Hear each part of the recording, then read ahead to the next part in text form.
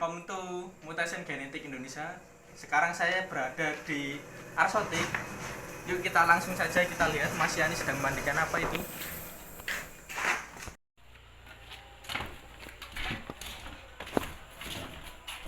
Assalamualaikum Mas Yani. Waalaikumsalam. Gimana kabarnya Mas? Ini lagi ngapain Mas ini Mas? Habis mandiin musang. Oh mandiin musang. Wah, musangnya kok warna putih ini musang apa Mas? Musang pandan likustik. Ini jinak ya Mas ya? Galak. Oh galak. Ini hanya untuk indukan aja. Oh buat indukan. Mantap guys. Kita tanya-tanya Mas Yani ya. Ini musangnya gimana perawatannya Mas? Perawatan apa ini? Biasanya dikasih makan apa misalnya?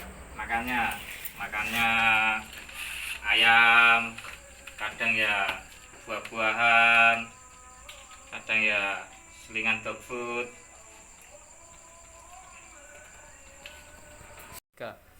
Oke kita lanjut karena tadi sudah selesai dimandikan musangnya. Nah kita lanjut ya tanya-tanya ini setelah dimandiin ini. Perawatan pemula untuk musang itu bagaimana sih Mas? Untuk pemula, ya saya sarankan untuk yang beli di hasil breedingan umur sekitar 2,5 bulan. Breeding itu apa sih Mas? Breeding itu mengawinkan, menghasilkan anak. Anaknya itu hasil breeding. Berarti bukan dari hasil tangkapan alam ya? Ya. Oh, jadi breedingan itu hasil ternakan dari para breeder ya guys ya? Ya. Oh gitu. Nah yang lanjut Mas, breedingan tadi terus apa lagi Mas? Syarat-syaratnya Mas? Mungkin untuk pemula saya sarankan untuk yang normal dulu. Jadi yang normal mungkin harganya kan masih ekonomis. Lebih terjangkau ya Mas ya? Nah, terus dengan kapasitas umur 2,5 bulan itu hasil dari ternak itu biasanya karakter lebih bagus gitu. Karakter lebih bagus itu dalam artian lebih friendly ya? Lebih gampang untuk dihandle ya? Nah ini kan liquistic ini kan mop ya Mas ya? Mop ini liquistic ini sebenarnya ada berapa macam Mas? Apa cuma liquistic ini aja mungkin? Liquistic itu sebenarnya setahu saya itu ada yang lokality, ada yang asli kelainan genetik. Nah itu yang lokality itu entah itu kelainan genetik apa emang emang jadi Lucy itu kan putih. Iya betul. Nah, putih Jawa itu lebih sedikit didapat di alam daripada putih lokality. Nah putih lokality itu ada dari Aceh sama pulau mana satu lagi itu. Jadi ada dua dari kepulauan luar Jawa. Luar Jawa. Dan di luar Jawa dari kepulauan tersebut itu lebih banyak didapat daripada yang di Jawa. Oh lebih banyak dari luar Jawa berarti ya yang linguistik yang itu. Nah biasanya dari corak warna itu beda linguistik Jawa sama linguistik yang lokality. Nah linguistik yang lokality biasanya lebih ke kuning warnanya. Berarti agak ke kuning-kuning nggak seputih gading gitu ya? Iya. Kalau yang Jawa itu yang Jawa lebih ke putih putih biasanya. Oh iya. Mayoritas sih. Mayoritas. Kembali lagi ke breedingnya Mas ya. Musang ini mulai bisa di breeding itu pada usia berapa Mas? Kira-kira untuk Mas? usianya sebetulnya untuk jantan itu 1 tahun udah mulai bisa kawin, tapi mungkin masih belum maksimal. Nah bisa maksimal itu 1,5 tahun lah. 1,5 tahun ya untuk jantannya ya. Jantan. Kalau untuk yang betinanya Mas? Untuk betina 1,5 tahun udah bisa, tapi ada resiko tertentu. Nah lebih bagus saya sarankan 2 tahun atau 2,5 tahun, 2 tahunan lah. Oh 2 tahunan.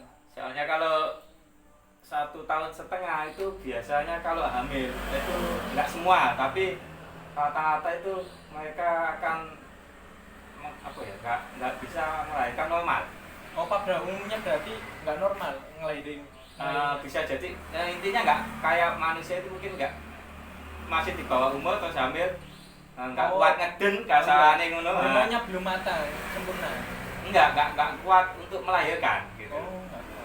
Jadi kebanyakan kendala dari teman-teman breeder itu kalau usia nggak hanya teman breeder, saya juga pernah ngalami usia 1,5 tahun saya kawinkan punya anak, terus anaknya itu nggak kuat keluar. Jadi indukannya nggak kuat ngeden untuk mengeluarkan ini apa anaknya. Berarti Jadi mati kecepit. Waktu itu saya mengalami kecepit, kepalanya itu kecepit di alat itunya. di rahimnya. Nah, kecepit. Berarti nggak bisa keluar, nyangkut di situ. Nyangkut di situ. Sampai indukannya mati gitu. Waktu itu kejadian sekitar jam 1 kayaknya. Jadi jam 12 lebih lah saya pulang jualan. Habis itu saya tahu bahwasannya itu mau lahiran, udah pecah ketubannya. Cuma nggak tahu kalau udah keluar juga sih. Nah, saya tunggu lama sampai jam setengah 3 kalau nggak salah, itu nggak lahir gitu loh. Akhirnya terus mencoba menghubungi dokter yang ada di wilayah sini, di Lamongan sini, ternyata jam segitu nggak bisa sih. Ya, udah nggak ada ya. Nggak bisa dihubungin. Jadi nunggu sampai pagi. Jadi telat. Nunggu sampai pagi, sampai akhirnya mati. Gitu. Jadi resikonya di situ. Tapi nggak semua musang seperti itu. Tergantung musangnya juga. Terus cara membedakan kalau orang awam mau beli musang ya Mas ya, biasanya kan kita nggak tahu nih mana musang yang sehat sama enggak nih. Biasanya Mas Yani ada tips nggak untuk membedakan musang yang sehat atau gimana, ada penyakit misalnya? Kalau saya sih lebih ke pupnya. Jadi dilihat dari pupnya aja dulu. Kalau pupnya unggul, normal, tidak ada cairannya, itu insya Allah pencernaan sehat. Nah, nanti selain itu mungkin bisa dari apa itu visual. Jadi mungkin di luarnya ada bekas luka apa enggak, kasarannya kayak gitu. Atau dari bulu-bulunya mungkin ya agak bulu halus, kasarannya gitu. Kalau bulu halus sih bukan ini sih, bukan sakit. kurang dirawat aja ya Mas. Bisa jadi kurang dirawat, bisa jadi kebanyakan makanan protein. Oh, kelebihan protein. Biasanya kelebihan protein apa aja? Dikasih makan aja kalau kelebihan protein itu. Yang sering itu karena makan dog food biasanya. Oh, dog food. Jadi ini bisa makan dog food juga ya Mas ya? Iya. Teman-teman rata-rata pakai dog food malah. Jadi dog food, buah, ayam gitu. Dia kan kebetulan pemakan segalanya. Apa nama bahasa ilmiahnya? Karnivor. Nah, kembali lagi ke tips memulai Mas ya. Tadi kan katanya Mas Yani kan musang yang normal. Yang normal itu apa aja sih? Yang pandan normal, musang pandan normal. Musang pandan yang normal. Kalau ini kan kebetulan kelainan genetik. Yang mau. Untuk yang nggak tahu musang normal, gambarnya seperti ini ya. Oh iya Mas, fakta dan mitosnya kan katanya nih, kalau musang birahi kan ada yang ngekek itu gimana Mas? Menurut Mas Yani sebagai orang yang ngerti musang. Ngekek itu biasanya sih betina birahi ngekek. Tapi nggak semua sih, nggak semua. Jadi bukan berarti ketika musang ngekek itu berarti birahi ya, nggak semua, nggak gitu juga. Tapi salah satu tanda-tanda musang birahi itu ngekek, salah satunya. Jadi, yang biasanya ketahuan kayak kuntilanak itu? Iya, nanti kalau kurang, kebetulan saya belum ada yang birahi, jadi nanti ada di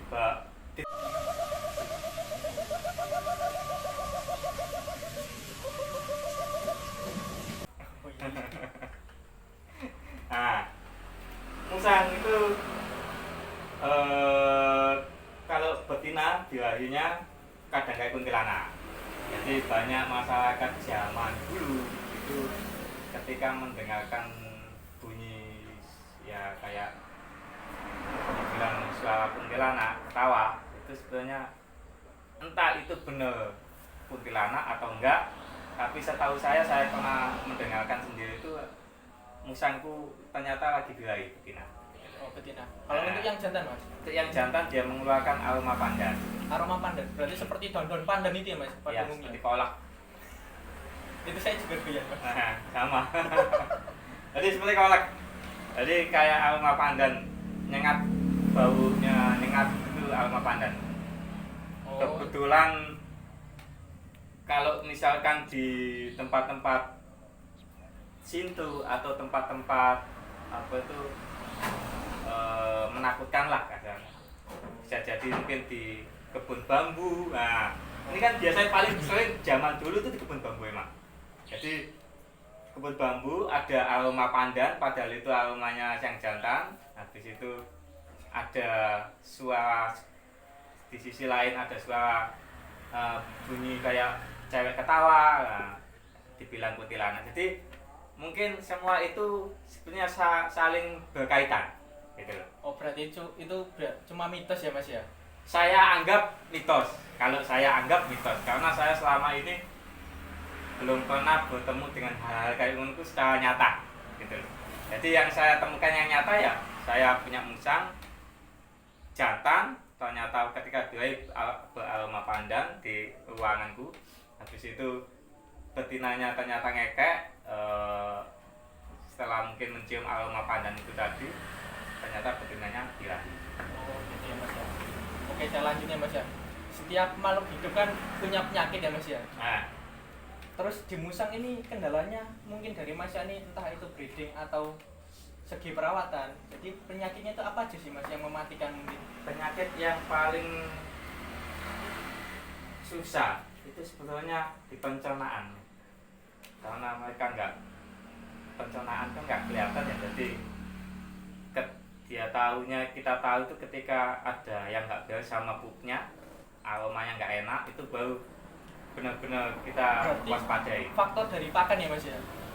Kalau pencernaan. tergantung, kalau misalkan itu sebuah virus, itu bisa dari kebersihan kandang, kayak sebangsa virus yang sebenarnya yang saya sendiri paling menakutkan itu adalah virus distemper. Oh, Jadi pengalaman saya itu paling menyedihkan itu ketika kena virus distemper.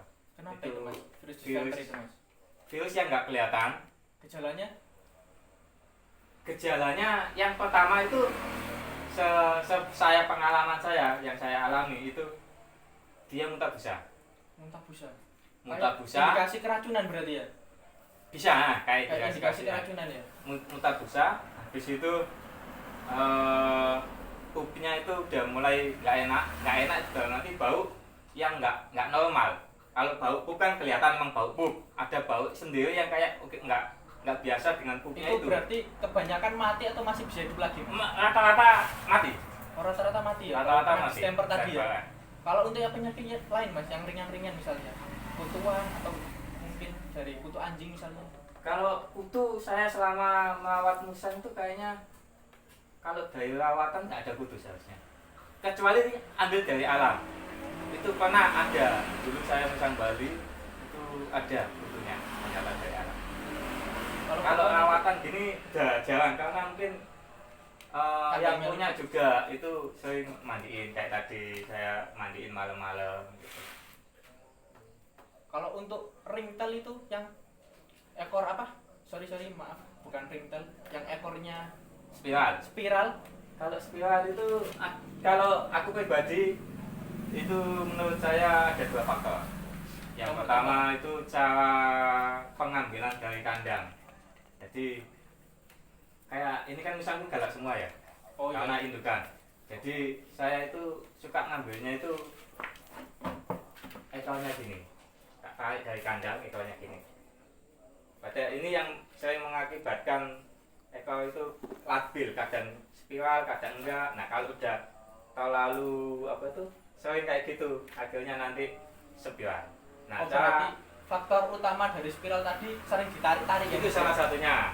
Nanti Terus, ada keduanya. yang kedua Mas? Yang kedua itu apa itu? Kandang terlalu sempit. Oh, Jadi berarti luas kandang kurang lebar ya Mas? kurang lebar, kandang terlalu sempit, dia tidurnya kurang nyaman, akhirnya tidurnya itu lebih identik ekornya dilipat di badannya dia. Gitu.